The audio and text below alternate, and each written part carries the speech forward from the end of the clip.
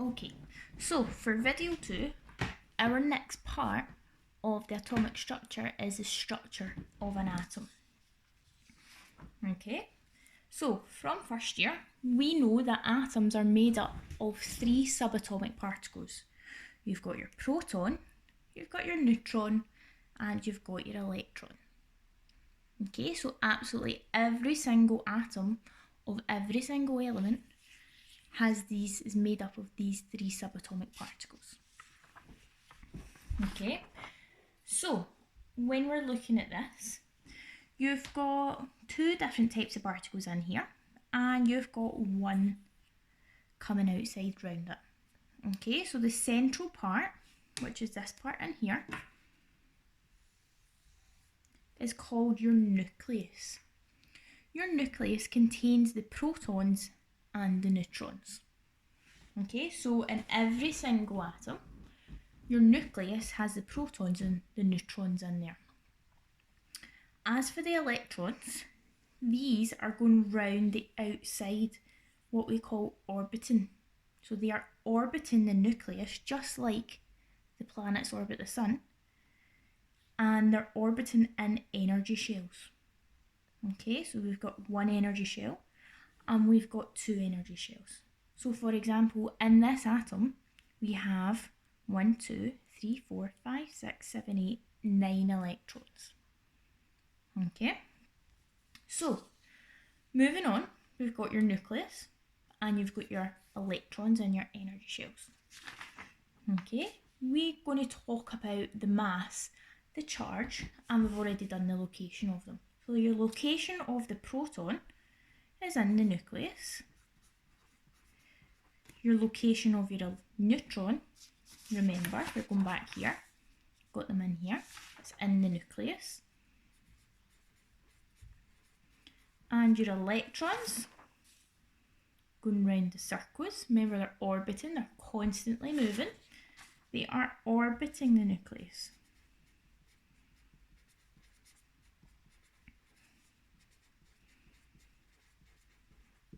Okay, so when we go on to the mass is basically, in chemistry terms, how heavy something is.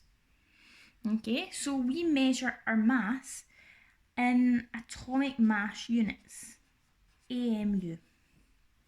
Okay, so your proton has an atomic mass unit of 1. Okay, your neutron also has atomic mass unit of 1. So those are both 1. And your electron is tiny, it is minute. And in actual fact, your electron's mass is almost 0. Okay, so it's almost nothing. But why can't it be nothing? Because if it had a mass of nothing, it wouldn't exist. In some past paper questions, your almost 0 is also negligible. Okay, so it's a negligible, it doesn't have a big enough mass to count as a number. Okay, so your charge here is really, really important. You need to know what subatomic particles have what charge. So all 3 of them all have different charge and they all mean different things. So your proton has a 1 plus charge. Okay, and you can tell by the name, positive. It has a positive charge. Okay, your neutron has no charge whatsoever. Okay, and again you can tell by the name, which also shows it's neutral. It's a neutral particle. Okay, you also have your electron. Sorry, I'll just circle that. And it has a 1 negative charge. Okay, so your electrons always have a negative charge. Okay, which means in here you've got your positive nucleus and you've got your negative electrons going round. Okay, So, using the different numbers of each element and each atom. So remember, if you were looking at the last video, we were saying that your atoms are arranged by atomic number. Okay, so we've got 1, 2, 3, 4, 5, 6, 7, 8, 9, 10. Okay, so in reality, your atomic number is equal to your number of protons, which means the number of positive charges you've got in an atom. Okay? In order for an atom to be stable and for it to exist, it overall must be neutral, which means your positive charges must equal with your negative charges. Okay, so in your atom, your number of electrons, which gives a negative charge, is equal to your number of protons. Okay, so overall, you have a charge of 0, which is what you want. Okay, so we've looked at the number of protons. We know how to get that because we always have our atomic number. And in an atom, we know that your number of electrons is equal to your number of protons. So, looking at the next part, we can tick off, we know how to find out the number of protons, and we know how to find out the number of electrons. Going on to the number of neutrons. This one is a little bit more difficult as it uses different numbers. Okay, so to find your number of neutrons, you go to your data booklet and look for the mass number. So, on page 7 of your data booklet, when you look at it, it is basically just a big table. It has your element, you can see it up here, has your element, has your symbol, it has your relative atomic mass, your density, which is how heavy something is, and your date of discovery. Okay, so basically when it was found. So this is where you go to look for your mass number of an atom. Okay, so your relative atomic mass. Your mass number is equal to the number of protons plus the number of neutrons. So if you rearrange that like you should do in maths, okay, to find your number of neutrons, you have your mass number minus the number of protons, which is equal to your atomic number. So your neutrons is equal to your mass number minus your atomic number. Okay, so we now have neutrons. So we're going to do a little example of this. A few examples. So your number of neutrons is equal to your mass number minus atomic number. Okay, so when we're looking at this, all of your elements, when asked this, will be given you in this form. Okay, this form is called nuclide notation. Okay, you get this on your periodic table also. It is on page 5. Okay, so you get it in all different ways. So when you're looking at your nuclide notation, it tells you everything you need to know in order to calculate how many protons, neutrons and electrons are there. Okay, so you've got your chemical symbol. For example, we're going to do aluminium. So aluminium has an atomic number of 13. Okay, 13 comes from the periodic table and it has a mass number of 27.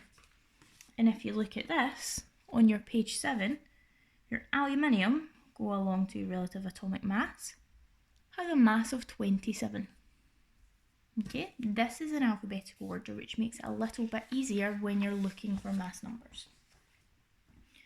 Okay, so if we were wanting to look at the protons, how many protons, neutrons and electrons are in here. Okay, we're going to look at the mass number and the atomic number. So, going back to what we had before, remember your atomic number is equal to your number of protons. When we look at our atomic number here, which is the bottom number, which is always the bottom number, it is 13. So that means we have 13 protons. Okay, going back to this page then, your number of electrons is equal to your number of protons also. So if you've got protons, if you've got 13 protons, that means you must have 13 electrons. Okay, so going on to your number of neutrons, which was your harder one if you remember me saying. So your number of neutrons is equal to your mass number minus your atomic number. Okay, so what we're going to do is we're going to do 27 minus 13. So your top number, your mass number, minus your bottom, which is your atomic number, and that gives you 14. So you have 14 neutrons, 13 electrons, and 13 protons. Usually, in most atoms, you have a different number of neutrons, so don't worry if it's different. Okay, so a couple more examples of this, and then you should try some yourself. Okay, so looking at these examples then, so we've got fluorine, we've got strontium, and we've got bromine. Okay, so looking at fluorine then. Okay, so remember, atomic number at the bottom, mass number at the top. Your atomic number is equal to your number of protons. So for this one, it's going to be 9. You've got 9 protons. Okay, your number of electrons is equal to your number of protons. So we also have 9 electrons. Okay, your number of neutrons is equal to your mass number minus your atomic number. So we're going to do 19 minus 9. 19 minus 9 is equal to 10. So we have 10 neutrons. Okay, so for your neutrons, it's always the top number minus the bottom number. Okay, sometimes you will see these being asked as pen calculations. Pen calculations is protons, electrons, and neutrons. Okay, so don't worry if you see pen calculations. So, onto our strontium. Again, your atomic number and you've got your mass number. Your atomic number is equal to the number of protons. So we've got 38 in here. Okay, your number of protons is equal to your number of electrons. So we're going to have 38 in here also. Okay, so number of neutrons is your mass number minus your atomic number. So we're going to do the top minus the bottom. 88 minus 38, and that gives you 50. So you have 50 neutrons. Last but not least, you've got your bromine. Okay, so again, mass number with your atomic number at the bottom. Your atomic number is equal to your number of protons, which means we have 35 protons. Your electrons is equal to your number of protons also, which means we have 35 electrons. And your number of neutrons is your mass number minus your atomic number. So we've got 80 minus 35, which makes you have 45 neutrons. Okay, you will get some examples to try this by yourself.